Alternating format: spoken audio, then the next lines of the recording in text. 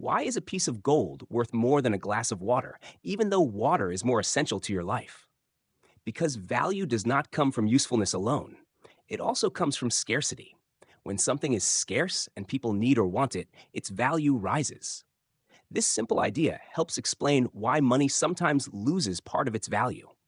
Imagine a city with 1,000 loaves of bread and 1,000 people who want to buy them.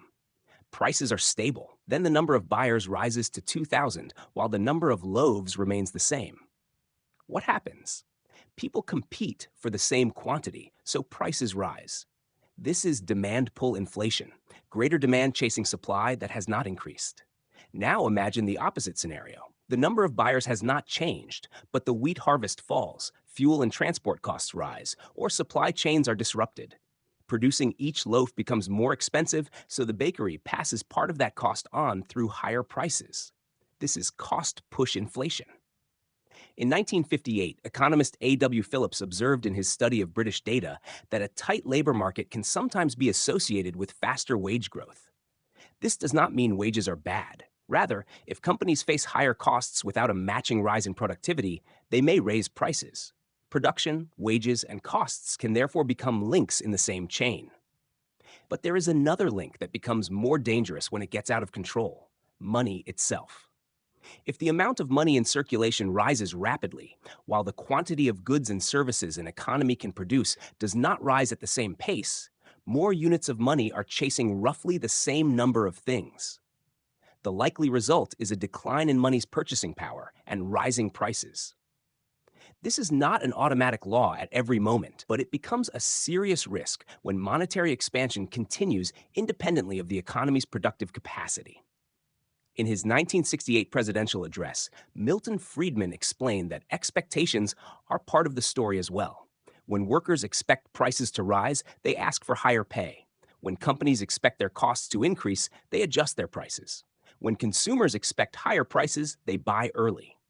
In this way, fear of inflation can help fuel inflation itself.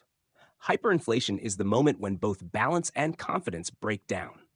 Currency is printed, or deficits are financed excessively, and people rush to spend money before it loses even more value. Demand and prices rise, more money is issued, and a cycle begins to accelerate. In his classic 1956 study, Philip Kagan examined this phenomenon and showed how people's expectations and confidence in the currency become part of the crisis, not merely its result. Is inflation always bad? Not to the same degree for everyone. Low and stable inflation can accompany a growing economy and rising wages, but it becomes painful when prices rise faster than your income. If your salary rises by 5% while your cost of living rises by 10%, your purchasing power has fallen.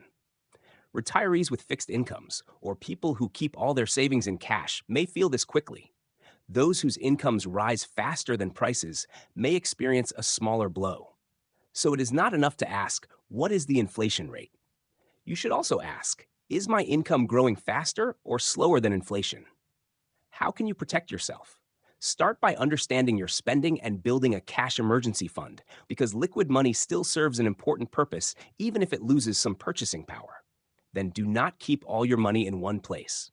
Depending on their goals and ability to tolerate risk, some people may consider real assets or diversified investments that can generate income or grow in value over time. But real estate, gold, and stocks are not guarantees. Their values can fall, and they may be difficult to sell. Diversification, manageable debt, and learning before buying are more important than chasing any asset said to protect against inflation. These are general educational principles, not personalized investment advice. So when prices rise, do not look only at the numbers. Look at scarcity, production, demand, money, and confidence. A currency's value does not disappear overnight, but it can erode as money becomes more abundant and the things people want become scarcer.